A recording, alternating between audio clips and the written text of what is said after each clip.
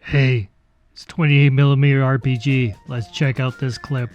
It ties directly into what I've been talking about recently on my channel, which is topics surrounding or little subsets surrounding the greater idea of longevity and extended health for campaigns. Because let's face it, that's the dream. Everyone who plays tabletop games, everyone who plays tabletop role-playing games specifically, we all want at least once to have that years-long campaign experience where we successfully run a campaign for 5, 6, 7, 8 years and actually see it through from beginning to end. And 95% of us don't see that happen. So it's So, just to remind you, I've been in role-playing games since 1978. 79, I started getting into dungeon mastering, and that was only because I had been told by a friend, basically shown by a friend's older brother who went to a convention and was able to show me exactly how a role-playing game was supposed to be played. Before that, we had no idea. We were just guessing at the rules of Gamma World. We used to play a lot of Avalon Hill games. If you're used to, if you have no idea what Avalon Hill games were, they were big bookcase games. They carried a lot of historical kind of conflict kind of things.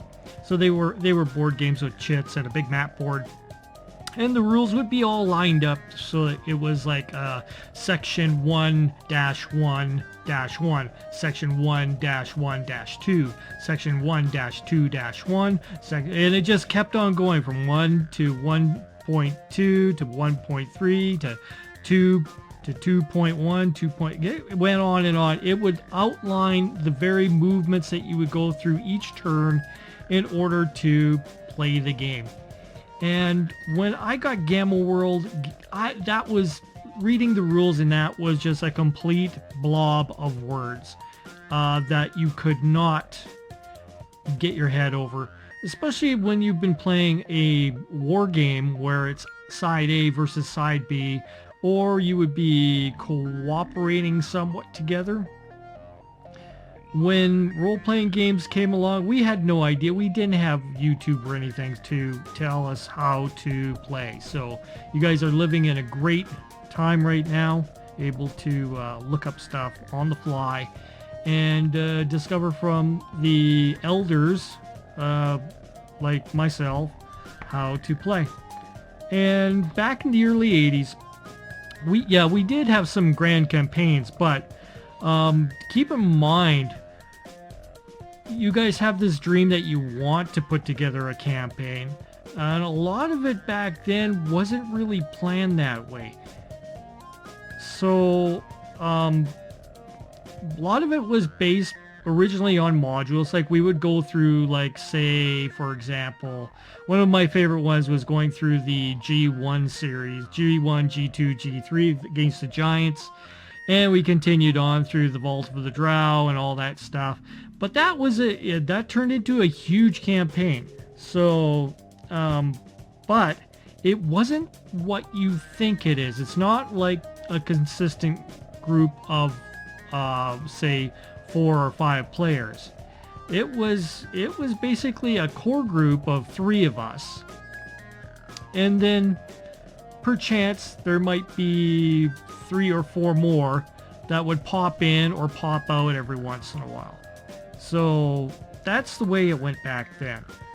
Cause when you got a full group, and I'm just relating this to I used to be in a rock band, and rock bands are like when you're with these guys and you've got no other commitment to them than just to stay together for the money. It's like a really bad marriage.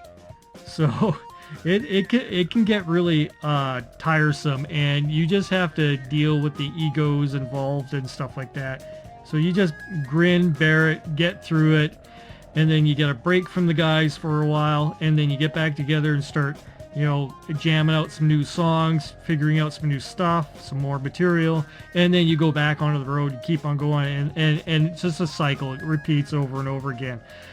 An RPG has a lot less commitment than a band. So let's put it that way. If there is no magic between like the players and GM and all the characters and all that stuff, it's not going to work. Yeah, that's basically it. It just won't work. That's why whenever I plan to put together like a group, sure, I do have that lofty idea that I would love to have a grand campaign that would go on for months and months and months. But the reality is I am really going to just plan for the first like big first group of encounters. Like I'll detail out a space of say about 10 to 20 rooms worth of stuff for them to go through, and then as this is going through, we'll see how far it goes, because with the way things work, it'll probably end within maybe 10 rooms or sooner. You never know. Or it could last longer, which it has. Now, recently, I did a campaign, but not that recently. We're talking about, ooh boy, I would say about 8 years ago. That may seem like a long time to you, but to me, it's just a little smidget in time, because I have so many years on myself right now. And time flies by real fast. So I had an Iron Heroes game going on through Fantasy Grounds and Skype. So we would use Skype to talk over, and Fantasy Grounds to move our characters around and utilize that to play the game. And that had a core group of 3 players in it, but at the same time, we had drop-ins. We usually had like 2 to 3 other players, and then there was other people that would show up for a couple of sessions. It was usually about a we would usually have the sessions once a week. And there would be the drop-ins, and then a couple of sessions they would have other commitments and stuff like that. But there was always the 3 players that would always show up, and they loved it. And there's some key things that you have to do as a game master in order for them to love it. And that was the same, like I said, it was the same back in the 80s. It was core and then drop-ins. So the best you can do for a campaign, game masters have to be loose and fluid with the entering of new players. Okay, so for your drop-ins, and don't expect them to be committed and everything. You don't put that pressure on people. So let them come in, let them play for a couple of sessions. Maybe they'll stick around. Who knows? But keep in mind, some systems really lend themselves really well to this, and some don't. So if you're playing stuff like D&D, it gets a little stickier. D&D has levels that go basically roughly from 1 to 20. In most kind of D&D-ish games. We're talking, Iron Heroes, like I've played, Pathfinder, OSR games, that sort of stuff. So it is a little harder to bring in a first level character into a group that is, say, 7th to 8th level. And so you'll have to do some adjustments. You'll have to say, okay, well, we'll beef up this new character for this player that's a drop-in, so that he's of a sufficient enough level to survive what you guys are going to encounter. And that's the problem there, is the survivability of the new player. And then the new player is also losing that that growth with the with the character. So the player's attachment to the character is not as strong as the core players who have been playing with you from first level onwards. Better games for this kind of drop-in thing would be stuff like Traveler, Call of Cthulhu, and a relatively, Numenera as well. So Numenera can be done that way as well. The span of danger is probably just as dangerous to a Numenera character that is, say, of the 4th tier as it is to somebody of the 1st tier. Maybe a little bit better survivability, but not as vast as, say, the level 1 to a level 7 to 8 in Pathfinder or D&D, or the D20 group where you level that way. Another key thing for the game master is to have good NPC skills. This is huge. You got to be able to keep your NPCs consistent through, giving them goals, values, a life of their own. That's going to be huge in keeping your players invested. That includes bad guys, that includes monsters, that includes friends, frenemies, stuff like that, NPC party members, henchmen, that sort of thing. You got to keep that stuff consistent. And for the rules, one of the most important things in your rules, and including like home brewing and all that kind of stuff, or making judgment calls off the fly.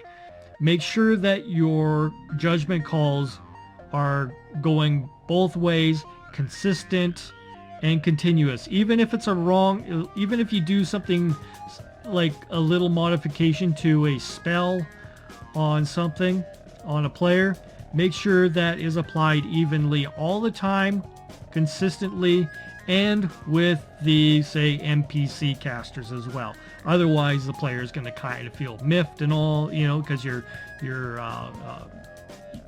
basically squashing his spell for some reason, but you're letting it fly for somebody else. No, don't do that. You got to keep that all consistent. So make sure all your rules are well-rounded and kept at the same level consistently. So that is another thing that you have to keep in mind. The rest of it, as far as creating the campaign itself, start with the basics. Like I've said on another video, your basic 3 things: a place for them to become famous, a town, the journey to get to the place where they're going to loot, which is going to be a rune or whatever, place that's going to give them an experience in order to come back to that town and say, yeah, we're heroes, we did this, we did that, and blah blah blah. And just to reiterate on start them in Media Ray with the in the combat in the ruin or something. Start them in the ruin, because you don't want to start them in town because they'll be doing the shopping thing, blah blah blah. You want them to actually do something that is kind of heroic, kind of that threatens their very existence at first, in order for them to come back to the town and say, guess what we ran into out there, and for them to go ahead and talk to the NPCs and kind of shove clout, in their wake as they're talking to the NPCs. It's a good way to build characters, instead of just assuming with a background that they've done this or that and blah blah blah. So anyways, that's my take on campaigns. So you can't force them. They'll happen if you have a core of like a few players that consistently show up all the time, and just go with them. And if there's more people that join in, do that, because that's what we did back in the 80s. Because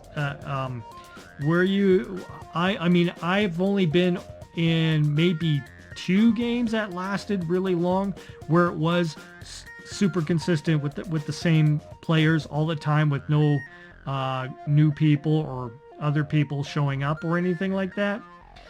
And they're kind of rare. They're, like I've done a lot of gaming, so those are very rare. Just try to go for the best option, which is your core group of players.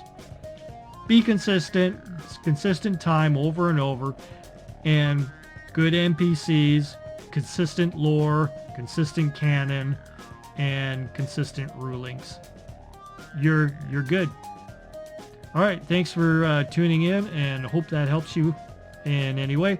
If you want me to reiterate in any form or kind, I put a comment down below and let me know, and I will make a video on whatever aspect of this that you are unclear on, or if you want me to expound on anything here. Thanks, and subscribe if you feel like it. If not, leave a like or something, or just leave a comment. Talk to you guys later.